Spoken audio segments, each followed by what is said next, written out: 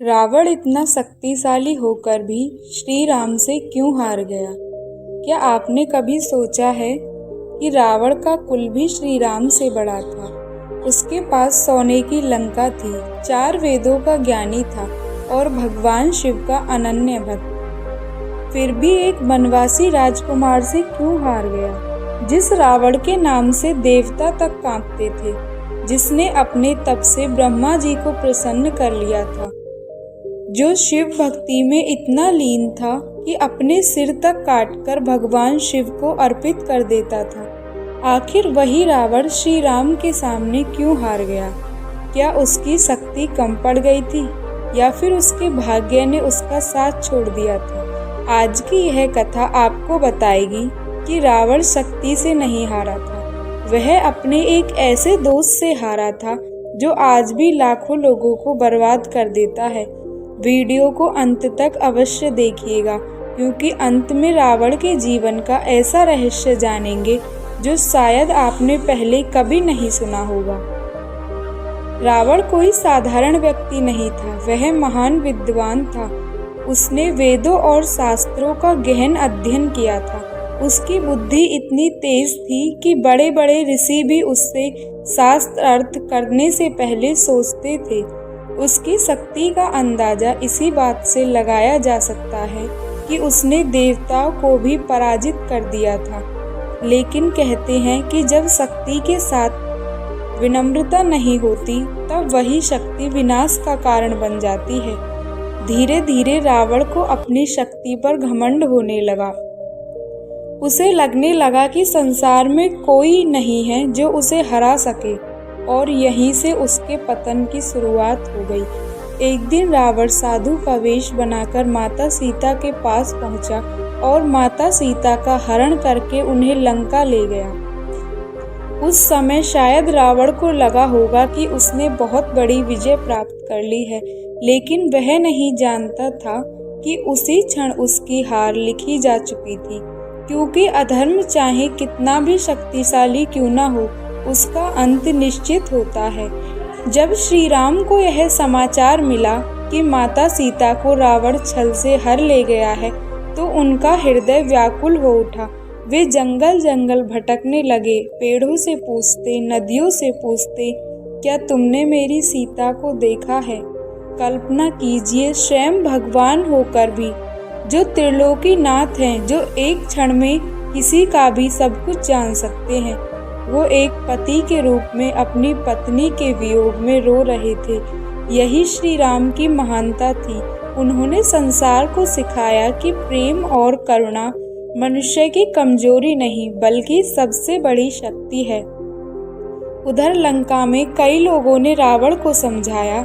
मंदोदरी ने भी कहा कि स्वामी, आप माता सीता को लौटा दीजिए। विभीषण ने कहा, भैया, श्री राम कोई साधारण मनुष्य नहीं है। रावण हमेशा श्री राम को एक वनवासी कहकर बुलाता था। उसने विभीषण से कहा कि वनवासी मेरा क्या बिगाड़ सकता है। कहते हैं ना कि घमंड इंसान को कुछ भी सुनने नहीं देता। रावण ने किसी की भी बात नहीं मानी। उसने विभीषण का अपमान किया और उन्हें लंका से निकाल दिया। उस दिन रावण ने अपने सबसे बड़े शुभ चिंतक को खो दिया। समय बीतता गया। विभीषण श्री राम की शरण में आ गया। श्री राम की सेना समुद्र तट पर पहुंची। वानरों ने समुद्र पर पुल बनाया। आज उसे, जो पुल श्री राम ने बनाया था, उसे राम सेतु के नाम से जाना जाता है। जब रावण को यह समाचार मिला कि वानरों ने पुल बना लिया है, तो वह हंस पड़ा। उसे विश्वास ही नहीं हुआ कि कोई उसकी लंका तक पहुंच सकता है।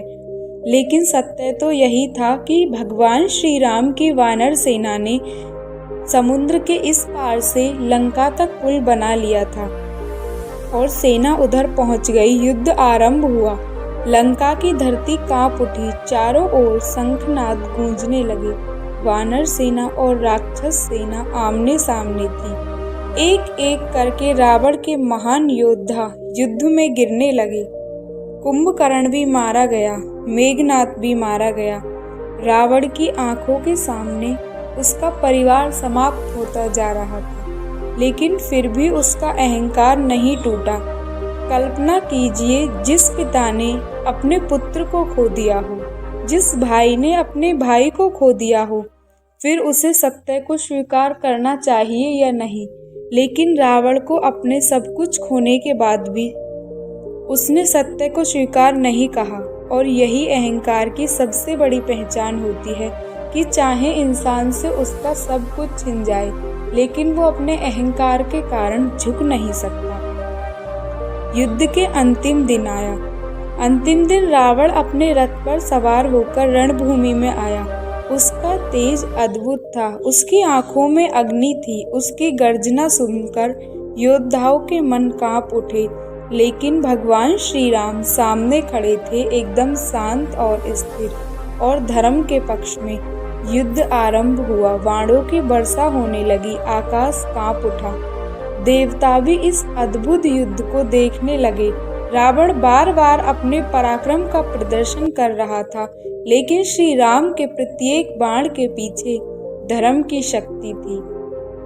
अंत में वह क्षण आया जब श्री राम ने ब्रह्मास्त्र का संधान किया। उन्होंने प्रभु का स्मरण किया और बाण छोड़ दिया। वह बाण सीधा रावण की ओर बढ़ा और कुछ ही क्षणों में लंका का महान सम्राट धरती पर गिर पड़ा। उसकी सांसें थमने लगी। अब रावण का घमंड टूट चुका था, लेकिन अब उसका क्या फायदा था? अब तो सब कुछ खत्म हो चुका था। मृत्यु के अंतिम क्षणों में रावण को अपनी गलतियों का एहसास हुआ। उसे समझ आया कि संसार की सबसे बड़ी शक्ति बल नहीं बल्कि धर्म है। सबसे बड़ा ज्ञान पुस्तकों का नहीं, बल्कि यह है कि मनुष्य सही समय पर सही निर्णय ले सके। और सबसे बड़ी विजय दूसरों पर नहीं, अपने अहंकार पर होती है। कहते हैं कि श्री राम ने लक्ष्मण जी को, जब रावण मृत्युशैया पर पड़ा था, तो श्री राम ने लक्ष्मण जी को रावण के पास ज्ञान लेने के लिए। तब रावण ने कहा कि मैं श्री राम से इसलिए नहीं हारा कि मेरी शक्ति कमजोर पड़ गई, बल्कि इसलिए हारा क्योंकि मेरी अहंकार मेरी शक्ति से बढ़ गया था। और जब इंसान का अहंकार बढ़ जाता है तो वह अपनी हार स्वयं ही लिख देता है। और दूसरा कारण यह था कि श्री राम का भाई उनके साथ खड़ा था और मेरा भाई मेरे खिलाफ खड़ा था।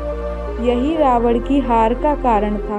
अहंकार तो किसी का भी हो भक्तों, जब व्यक्ति का अहंकार बढ़ जाता है तो उसका पतन होना निश्चित हो जाता है।